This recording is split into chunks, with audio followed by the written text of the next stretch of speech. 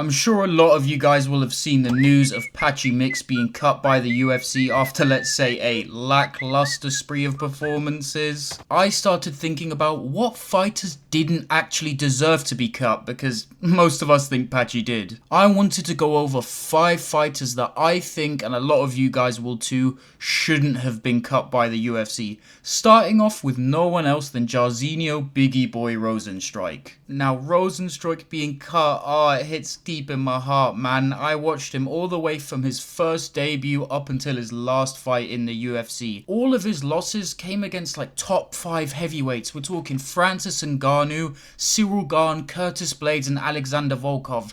And for heavyweight standards, none of those guys are bad. Rosenstrike has been in the top 10 for so long, so it doesn't really make sense to me why he's been cut. Now, what hurts even more is the UFC never gave a detailed explanation behind why Biggie Boy had been cut.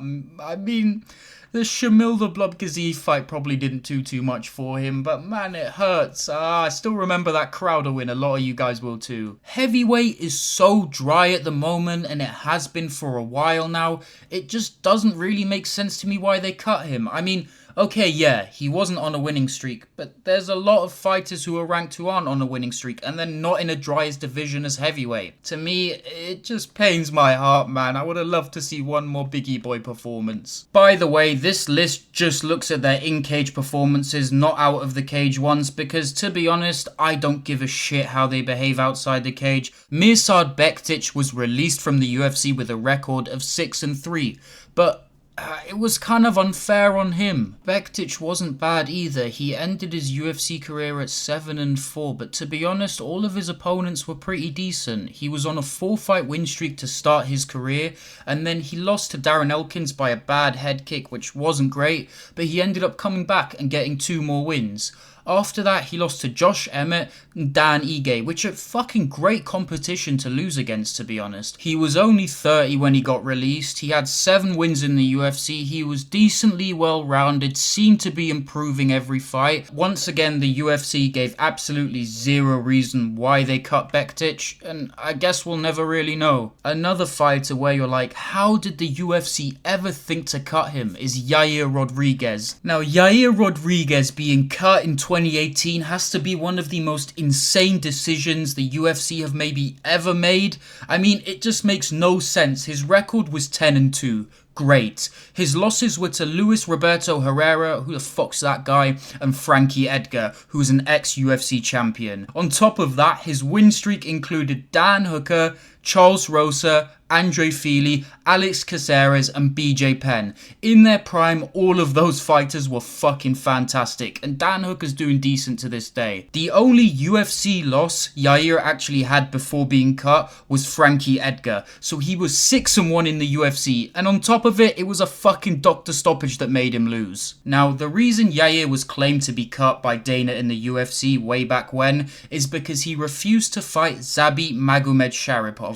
I mean, fucking fair enough if he did, mate, because who wanted to fight Zabit in 2018? At the same time, though, isn't it so strange how much the UFC have changed their stance on, like, who's allowed to duck who and just weasel their way up the rankings?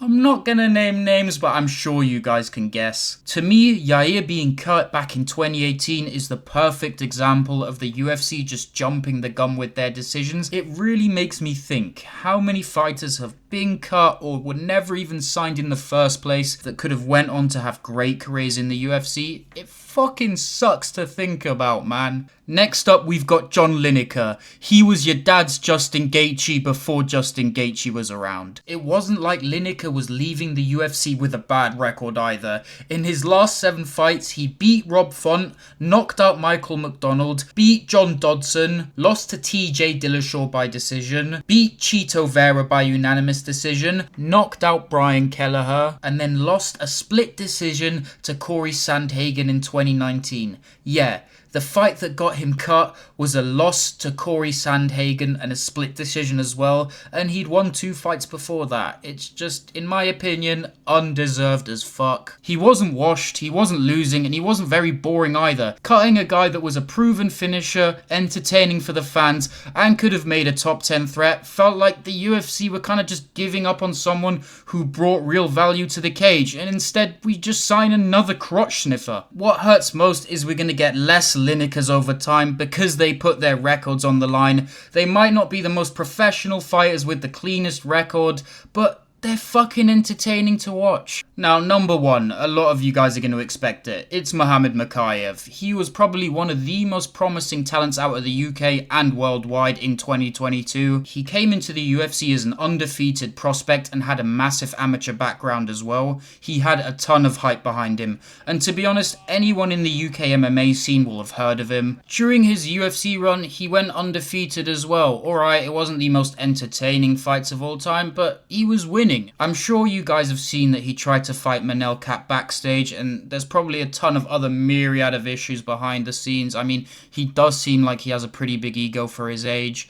but at the same time, letting a talent like that walk away, especially when he hadn't lost a single fight, is exactly why Muhammad Mokaev belongs on the list of fighters who didn't deserve to be cut. Thought I'd do a quick one because this idea came into my head and I was like, damn, I wonder what John Lineker's doing right now. Thank you as always for watching. I hope you enjoyed it. Make sure to like and subscribe because it really does mean a fucking lot.